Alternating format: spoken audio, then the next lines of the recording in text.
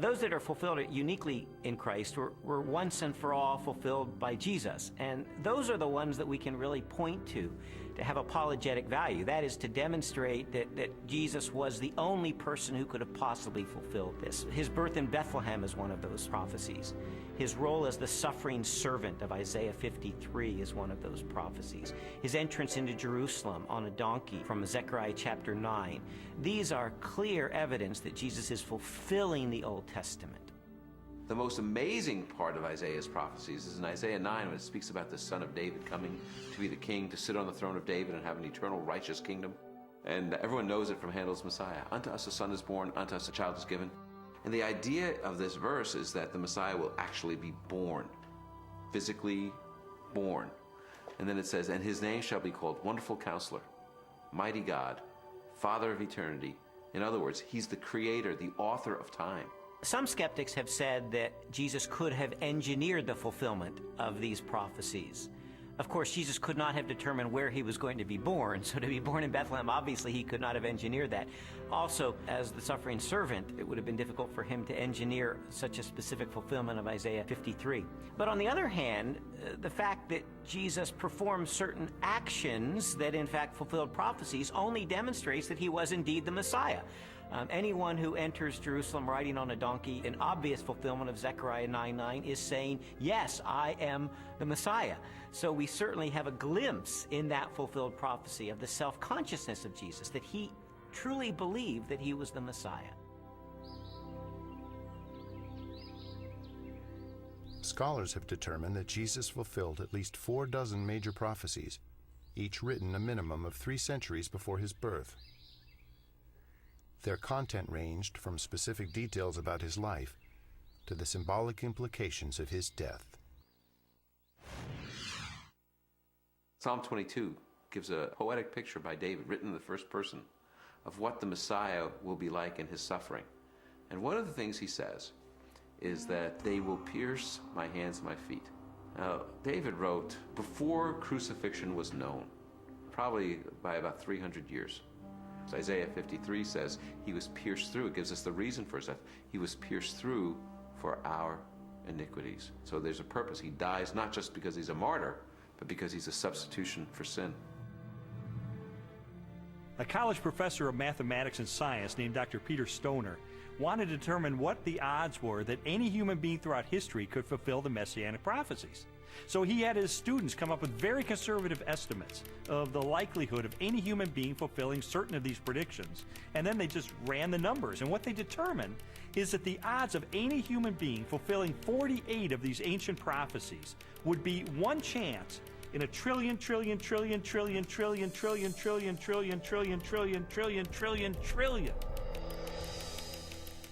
It is mathematically virtually impossible.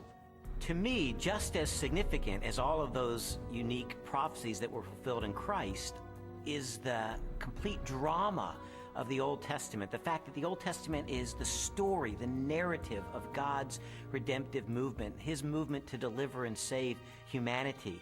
And Jesus is the climax of that movement. He is the climax of salvation history, the one who brings it off to fulfillment. You read the Old Testament, it's building. Jesus arrives on the scene and he is the fulfillment. And he recognizes himself clearly as the climax of God's plan of salvation for all humanity. This whole case was sort of like one of those jigsaw puzzles where you don't know what the ultimate picture is going to be. You just put together the pieces, and as I was putting together all of the evidence, it started to take shape, and I sort of stepped back and I could see that it was a portrait of Jesus Christ.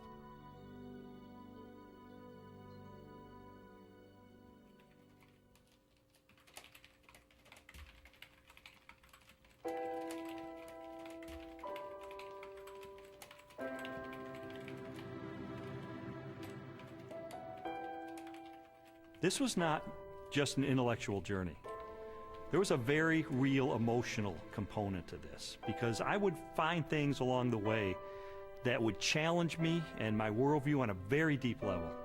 And I would recoil from it, and I wouldn't want to believe it. And there were so many reasons why I didn't want there to be a God, because I did not want to be held accountable for my life.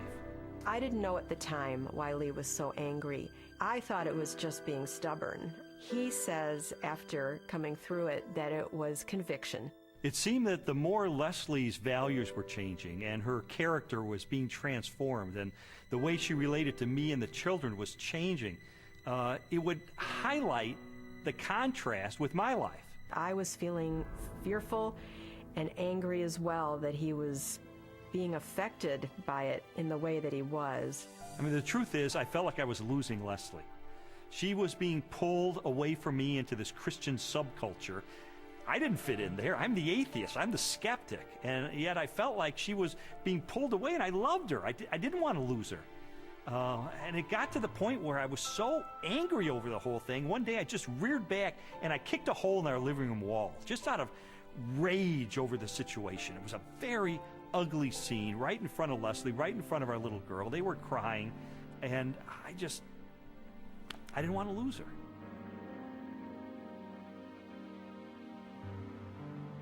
Jesus's body was never found, and so and they predicted it. Well, you know, he talked about it, and it was predicted, and it happened. I mean, it's this easy. It's as simple as that. We just tend to complicate it, man. No, not physically, not his physical body. So when they came the following morning and rolled back the great stone in front of the tomb, and he wasn't there,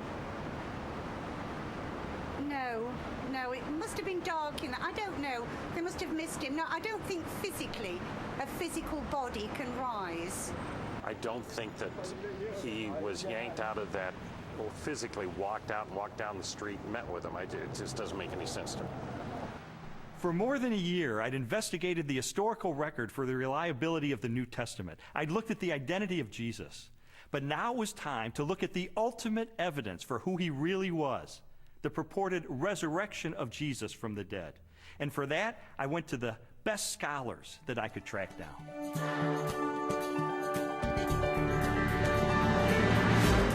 William Lane Craig, Biola University. Gary Habermas, Liberty University.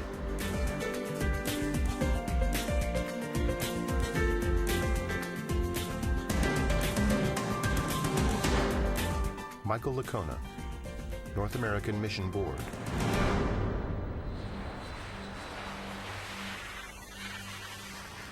You see, while Jesus was on earth, he made some really radical claims. He claimed to be the uniquely divine servant of God, and he claimed that the only way that we could get to God would be through him. Now, I submit to you that if one of your professors made some claims like that, you would think that he or she was a few French fries short of a Happy Meal. Those are some really audacious claims. Well, a lot of Jesus critics responded to him the same way that you or I would respond to someone making those claims today. Oh yeah, pal? You really think that's who you are? Well, tell you what, why don't you show it to us? Why don't you give us a sign? Show us a miracle or something. And Jesus said, well, I'll give you one miracle, one sign, my resurrection from the dead. The resurrection of Jesus really is the pivotal event of history. Anybody can claim to be the Son of God, as Jesus clearly did. The question is, can you back it up? What evidence is there to support your claim? What credentials do you have? And if Jesus really did return from the dead, that's excellent evidence that he is who he claimed to be, the one and only Son of God. To weigh the validity of Jesus' resurrection, we must first consider his death. Many skeptics have proposed that Jesus merely fainted on the cross, or was drugged, and later escaped as part of a conspiracy. By contrast, the four gospel narratives collectively describe the events of his public beating, death by crucifixion, and burial. Pilate had Jesus flogged and handed him over to be crucified. Mark 15:15. Chances of surviving crucifixion were extremely bleak. Crucifixion and the tortures that normally preceded it was the worst way to die in antiquity. A person was scourged to the point usually that their intestines, arteries, and veins were laid bare. And then after that, a person was dragged out where they were impaled to a cross or a tree and then left hanging there in excruciating pain. In fact, the word excruciating comes from the Latin, out of the cross. Jesus was being tried and executed as a rebel leader. Now, in the Roman army, if you were responsible for looking after one prisoner of war, even if he was a rather insignificant prisoner of war, if you let him get away, your life would be forfeit in place of his, and life was very cheap. If you were looking after the execution of a rebel leader and you let him get away, you're in deep trouble. You're not going back home to your wife and kids. No way. Game over. The Romans were very, very good at killing people. They specialized in it. They prided themselves on it.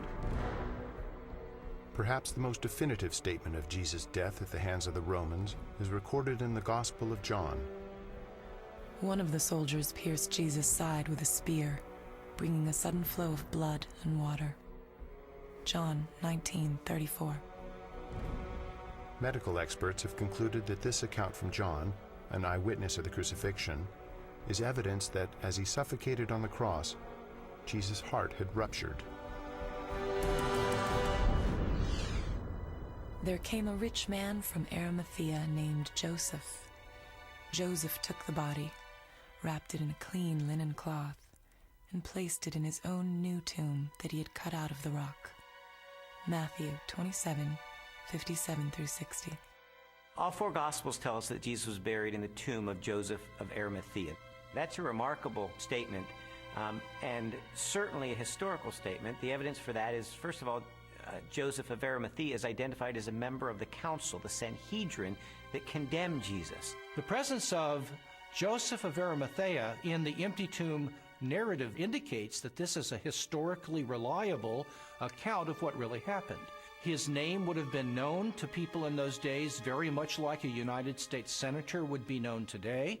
It would have been very clear where his tomb was, so that there would have been no question about the location of Jesus' burial. It also, I think, indicates that the burial account of Jesus could not have been made up. It is highly unusual to find that the person who alone has the courage to go to Pilate and give Jesus an honorable burial is not members of his family, faithful disciples who followed him to the end.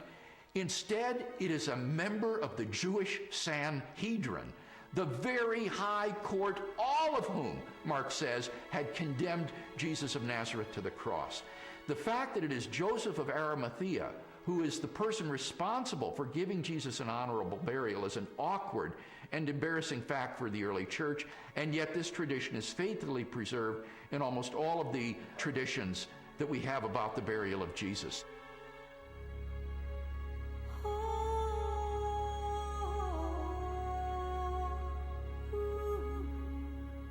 If Jesus really was killed by the Romans, if his body really was buried in the tomb of Joseph of Arimathea, then the next focus of my investigation became obvious. On the first Sunday after the crucifixion, was the tomb of Jesus Christ really empty? On the first day of the week, very early in the morning, the women took the spices they had prepared and went to the tomb. Luke 24:1. The empty tomb story also has a very embarrassing feature of it that is preserved in the memory of the early church, namely the discovery of the empty tomb by women. Now, in order to appreciate this, you have to understand something of the status of women in Palestinian Jewish society. In that society, which was a patriarchal society, women were frankly second-class citizens.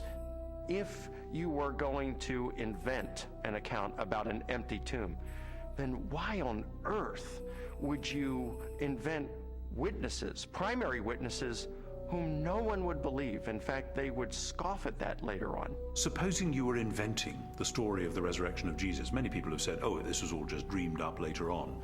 Well, how would you have done that? The one thing you wouldn't have done would have been to have not only a woman, but a woman who's got nobody quite knows what, but a fairly shady past, as your prime witness. And yet there she is, Mary Magdalene, in Matthew, Mark, Luke, and particularly in John. And already by the middle of the 2nd century, the pagans are sneering, oh, this is just based on the testimony of hysterical women, you can't believe that. But the early Christians stuck to their story, they stuck to their guns, they stuck to the women. They said this is how it was. Now, they just would never have made that up, and that actually has enormous ramifications. If this is how the story was, and they didn't change it to airbrush Mary out, then this really must have been what happened on that first Easter day. The chief priests devised a plan. They gave the soldiers a large sum of money, telling them, "You are to say, his disciples came during the night and stole him away while we were asleep." Matthew 28:12 and 13.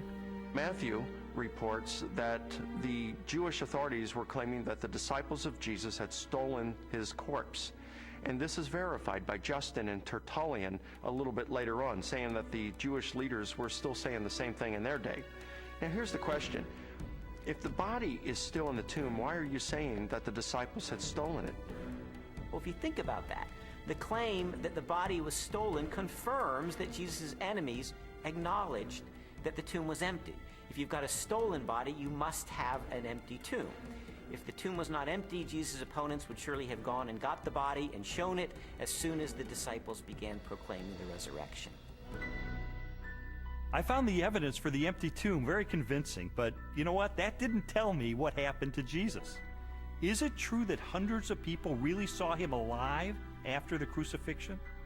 My research took me to a letter that the Apostle Paul wrote to the church at Corinth, and it contains the earliest passage of all about what happened to the resurrected Jesus. He was raised on the 3rd day. He appeared to Peter and then to the 12. After that, he appeared to more than 500 of the brothers at the same time. Then he appeared to James, then to all of the apostles. And last of all, he appeared to me. 1 Corinthians 15:4-8. Paul, who is a first-generation Christian, having met and seen the resurrected Jesus, describes resurrection appearances to Peter, to the apostles, to James, and finally to himself. And he also mentions 500 people who saw Jesus alive. So we have eyewitness first-hand account of someone who himself saw Jesus alive and knows of 500 people or so who saw Jesus alive. That's extraordinarily strong evidence. These people, Paul tells us, were still alive at the time that he was telling the Corinthians about it. And his implication is we have hundreds of people who actually saw Jesus risen from the dead. If you don't believe me, you can ask them about it because they're still alive. In 1 Corinthians 15, Paul tells the Corinthian church that he passed on what he received. He uses the language, actually, of a formal transfer of tradition. What he received, and then he describes the resurrection of Jesus Christ and the resurrection appearances. This confirms for us that the accounts of the resurrection were creedal tradition that were passed on to Paul.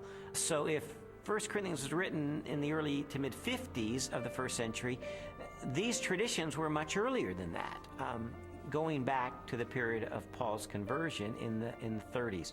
So that pushes the accounts of the resurrection to a very, very early date. Paul seems to think that the best argument for this text is that he received it from trustworthy persons. I gave you what I was given. The answer's right. I went to the right people. And critics believe that Paul got this material. Generally, they say he received it in Jerusalem about 35 AD. First of all, he's early. He's writing within 20 to 35 years of the purported event itself, because he's quoting